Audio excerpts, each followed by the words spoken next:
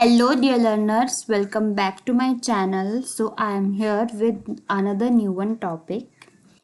So, हमने start किया हुआ है मनी एंड बैंकिंग का चैप्टर। तो मनी बैंकिंग में हम मनी के बारे में पढ़ चुके। लास्ट वीडियो में हमने मनी की सप्लाई के बारे में डिस्कस किया था and now we are discussing money creation by banking system. अब हमें ये पढ़ना है कि जो बैंकिंग सिस्टम है वो कैसे मनी को क्रिएट करता है।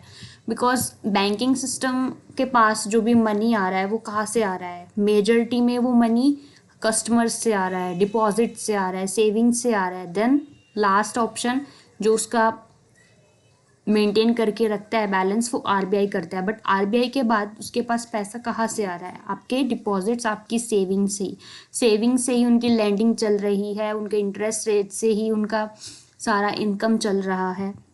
एडिक्वेट बैलेंस भी सारा डिपॉजिट से ही मेंटेन है। तो इस तरीके से कह सकते हैं कि बैंकिंग सिस्टम भी क्या करता है, फर्स्ट ऑफ ऑल वो अपने लिए खुद मनी क्रिएट करता है, साथ साथ वो लैंडिंग भी देता है। मतलब अपना और कस्टमर दोनों का ऑब्जेक्टिव वो कंप्लीट रखता है। अब डिस्कस करते हैं इस टॉपिक को अच्छे से। Money creation by banking system में क्या कहता है? Bank can lend the money simply because they do not expect all the investors and depositors to withdraw what they have deposited at the same time. अब bank जो है वो कैसे loan देता है किसी को, क्योंकि उसके पास बहुत सारे सेविंग्स अकाउंट्स होते हैं, उनके डिपॉजिट्स उसके पास अवेलेबल होते हैं, तो उन्हीं डिपॉजिट से ही वो दूसरी पार्टीज को लेंड करता है, लोन देता है।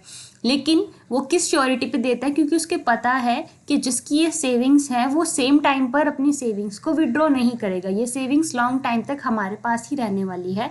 तो वो उस सेविंग के बैलेंस को भी मेंटेन करके रखता है एंड उसी बैलेंसेस पे वो लेंड भी करता है मनी को, क्योंकि ही नोज वेरी वेल कि जो ऑनर है सेविंग अकाउंट का, जिसकी ये सेविंग्स है, वो सेम टाइम पर कोई भी इन्वेस्टर डिपॉजिटर क्या है अपनी सारी अमाउंट को विड्रॉल नहीं करेगा। When the banks lend money to any person, a new deposit is open in that particular person's name. जब भी कोई बैंक क्या करता है, मनी लैंड करता है किसी को, तो साथ साथ उस पर्सन का भी एक अकाउंट ओपन होता है, एक डिपॉजिट अकाउंट ओपन होता है। तो इस तरीके से क्या है कि मनी सप्लाई क्या होती है और राइज हो जाते हैं। जिसका पहले से सेविंग अकाउंट था उसका भी एक अकाउंट ओपन था, वहाँ से भी इनकम हो रही थी। लेकिन जब हमने उसी सेविंग अकाउंट से दूसरे को मनी लैंड किया तो उसका भी अकाउंट ओपन हो गया। तो इसका मतलब क्या हुआ कि जो हमारे पास ओल्ड डिपॉजिट्स थे एंड जो न्यू डिपॉजिट्स थे, दोनों के दोनों मिलकर क्या है, सप्लाई क्रिएट कर रहे हैं मनी का, मनी बढ़ रही है बैंक के अंदर। So now let us take an instant pre-assume that there is only one bank in a nation. मान के चलिए कि एक नेशन में क्या है, एक ही बैंक है। Let us structure a fictional balance sheet for this bank only. हम इस बैंक के लिए एक क्रिएट करते हैं, एक सिंपल सी बैलेंस शीट बनाते हैं इमेजिनरी। तो balance sheet is data that is record assets and liabilities for an enterprise. Balance sheet क्या होता है?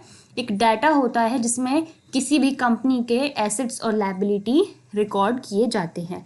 तो traditionally the assets of the enterprise are recorded on the left hand side and liabilities are recorded on the right hand side. तो starting से जो हमारे assets हैं वो बैलेंस शीट के लेफ्ट हैंड साइड में शो होते हैं एंड जो लायबिलिटीज है वो राइट हैंड साइड में शो होती है। सो अकाउंटिंग रूल क्या कहते हैं कि दोनों साइड क्या होनी चाहिए, इक्वल होनी चाहिए। उनको हम टैली करते हैं, टोटल एसेट्स हमेशा टोटल लायबिलिटी के इक्वल होने चाहिए।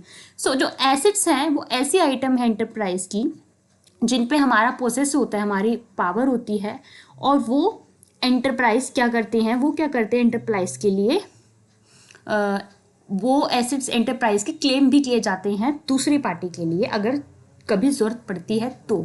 ठीक है। In this case of bank apart from building, furniture etcetera, its assets are the loans given to the public. तो बैंक के पास क्या होता है कि बिल्डिंग फर्नीचर को छोड़कर जितने भी जो बिल्डिंग है, फर्नीचर है, जितने भी एसेट्स हैं, उनके ऊपर क्या है, बैंक क्या है, लोन प्रोवाइड करता है। When the bank provide a loan of 1000 to a person, this is the bank claim on that person 1000 rupees। जब भी बैंक किसी के सेविंग अकाउंट से क्या करता है, लोन प्रोवाइड करता है लाइक 1000 का, तो वो जो 1000 है वो बैंक की तरफ से क्या है, ये उसकी बैंक क्लेम रिस्पॉन्सिबिलिटी है कि वो उसके बैलेंस को मेंटेन करके रखेगा जिसका वो अकाउंट था। Another assets that a bank has is known as reserve. दूसरा एसेट जो होते हैं बैंक के पास, डिपॉजिट्स के पास, उनके पास होता है रिजर्व। रिजर्व वो डिपॉजिट्स होते हैं जो कमर्शियल बैंक क्या है, सेंट्रल बैंक के पास रखता है और आरबीआई के साथ रखता है कैश के फॉर्म में। ये जो रिजर्व है वो पार्टली कुछ कैश में होते हैं, कुछ फाइनेंशियल इंस्ट्रूमेंट्स में होते हैं, जैसे बॉन्ड्स हो गए, ट्रेजरी बिल्स हो गए, उनको कौन इशू करता है, आरबीआई इशू करता है। तो बैंक के पास लगभग इस तरीके के एसेट्स होते हैं, कुछ वो रिजर्व से थ्रू अपने मनी क्रिएट करता है, कुछ वो डिपॉजिट से लेंड कर कर कर अपनी मनी को क्रिएट करता है। तो इसी के साथ कहता है कि एग्जाम्पल में कहता है कि जो रिजर्व्स हैं वो क्या है, डिपॉजिट्स की तरह ही सिमिलर होते हैं जो बैंक अपने पास रखता है। We keep deposits and these deposits are our assets. ये डिपॉजिट्स को भी बना के रखते हैं, जो लोगों के सेविंग अकाउंट्स होते हैं वो भी इनके लिए क्या है, एसेट्स ही होते हैं जिससे कभी भी विड्रॉ किया जा सकता है। जैसे कमर्शियल बैंक, ऐसी सेम टू सेम जो कमर्शियल बैंक होते हैं स्टेट बैंक की तरह भी वो क्या करते हैं, अपने डिपॉजिट्स बना के रखते हैं आरबीआई के साथ, उनको रिजर्व कहते हैं। ओके, तो रिजर्व एंड डिपॉजिट्स क्या है, लगभग सेम ही होते हैं। और यहाँ पर कहा जाता है कि देखिए यहाँ पे एक इक्वेशन दी गई है कि जो बैंक के जो एसेट्स होते हैं वो किसके बराबर होते हैं, रिजर्व्स के प्लस लोन्स के बराबर। रिजर्व एंड लोन से मिलकर क्या है, बैंक का पूरा मनी क्रिएट होता है। लायबिलिटीज किसी भी एंटरप्राइज के लिए क्या है, एक डेप्ट होती है, एक उधार होता है, एक कर्जा होता है जो भी उनके पास है। फॉर अ बैंक जो मेन लायबिलिटी बैंक की होती है वो क्या होती है, डिपॉजिट्स, क्योंकि उस डिपॉजिट से क्या वो क्या ले रही हैं, लोन दे रहे हैं दूसरे पर्सन को, तो उस डिपॉजिट्स को मेंटेन करना भी बैंक की ही रिस्पॉन्सिबिलिटी, क्योंकि जिसका सेविंग अकाउंट हो वो तो अपना पूरा मनी वहाँ पे चाहेगा। So according to the rule states that कि जो बोथ साइड है अकाउंट की वो दोनों ही इक्वल होनी चाहिए। अगर एसेट्स अगर ग्रेटर हुए लायबिलिटी से तो उनको हम right hand side net worth में ऐड कर देते हैं, इसलिए नेट वर्थ किसके बराबर होती है, एसेट्स माइनस लायबिलिटी की। तो ये जो पूरा टॉपिक था ये जस्ट एक अबाउट क्या था कि कैसे बैंक मनी क्रिएट करता है, बैंक कैसे मनी की स्टेबिलिटी बना के रखता है, बैंक के पास कैसे ओवरऑल एडिक्वेट अमाउंट होता है सेविंग्स के लिए भी, लैंडिंग के लिए भी। तो इस तरीके से ये money creation by banking system एक छोटा सा टॉपिक था जो कि आपको पता होना चाहिए according to chapter. So I hope आपको समझ में आया। अगर कोई डाउट है let me inform under the comment section, I will provide the video on that doubt. And आज के लिए यही टॉपिक था। नेक्स्ट क्लास में हम करेंगे एक new topic which will be the important topic for your exam.